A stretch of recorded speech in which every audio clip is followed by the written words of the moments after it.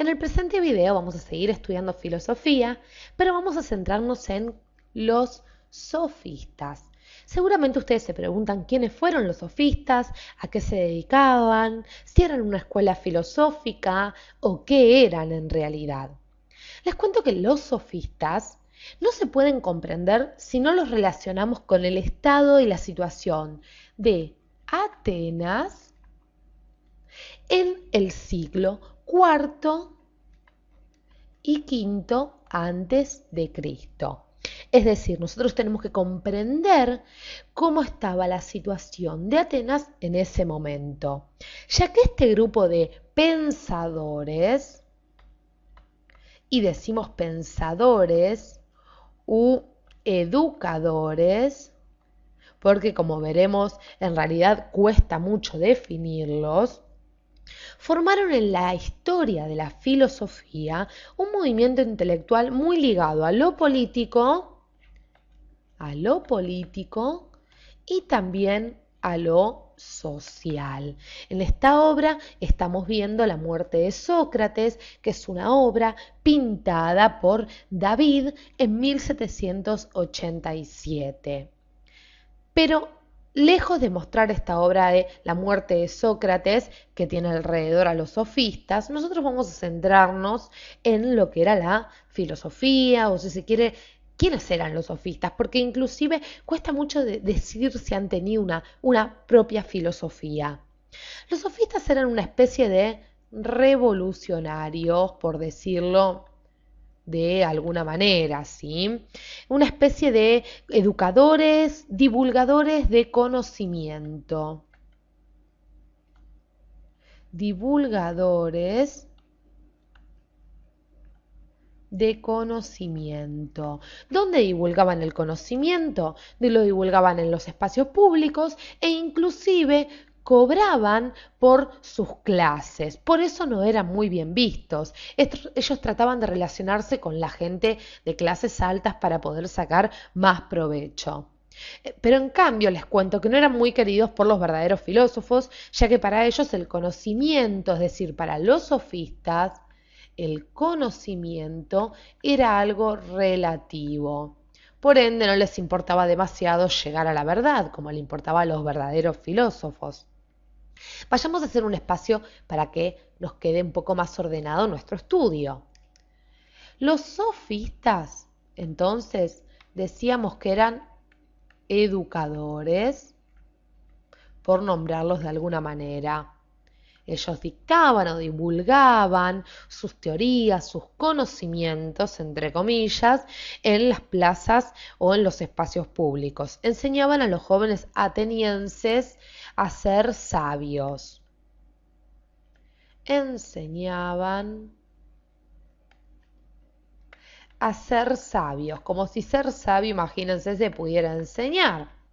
Ahora bien, es decir, nosotros cuando hablamos de que los sofistas eran educadores o enseñaban a ser sabios, ellos lo que hacían eran, si se quiere, impartir el conocimiento para que los jóvenes atenienses o quienes se acercaran a escucharlos pudieran tener o formarse en ciertos temas, sobre todo para participar en los asuntos de la polis, porque recordemos, la situación estaba muy agitada para aquel entonces. Los sofistas se decían a sí mismos maestros de la sabiduría, pero en realidad eran unos truchos totales, eran unos chantas los sofistas. Ellos decían que enseñaban el arte de vivir y también, hay que resaltar, fueron grandes maestros de la retórica, por supuesto, porque eran muy hábiles para persuadir por medio del discurso. Entre los sofistas más importantes, y vamos a hacer un nuevo espacio en nuestra pantalla, vamos a encontrar, por ejemplo, a Protágoras. ¿De dónde? De Abdera. Protágoras de Abdera lo ubicamos desde el 480 hasta el 410 antes de Cristo. Así como también para nombrar lo tenemos a Gorgias, que lo vamos a ubicar, Gorgias, disculpen, de Leontini, lo ubicamos desde el 483 hasta el 375 antes de Cristo.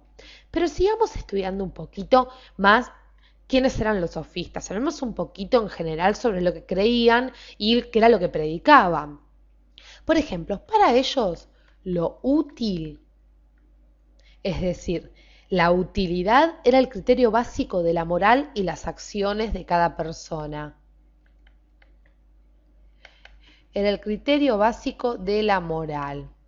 Ahora bien, además ellos afirmaban que solo existen individuos y que estos tan solo pueden tener opiniones. Es decir, el hombre tan solo puede tener opiniones. Así cualquiera es maestro de la verdad, imagínense.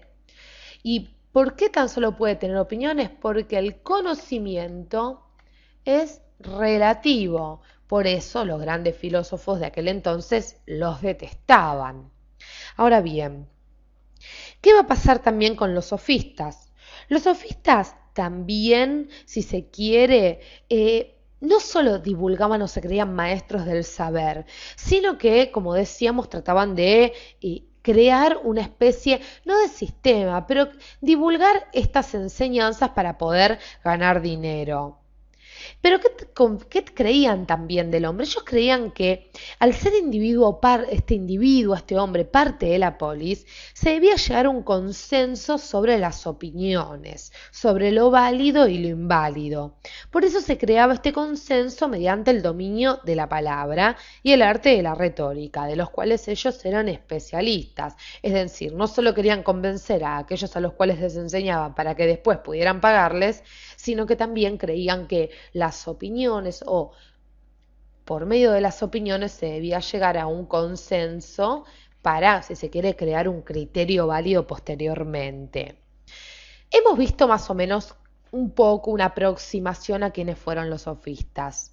Para que nosotros nos quede bien en claro, por ejemplo, una de las tesis más importantes de los sofistas va a ser la de afirmar que el hombre es la medida de todas las cosas. Al decir que el hombre es la medida de todas las cosas, es decir también que todas las opiniones son verdaderas, sean mejores unas que las otras. No existe nada más allá de lo sensible, dicen los sofistas, solo hay apariencias engañosas provocadas por los sentidos. Por eso, pensaban los sofistas, no puede existir ningún conocimiento verdadero, todo es lo relativo. Como la verdad depende de cada sujeto, no existe una que valga igualmente para todos los individuos.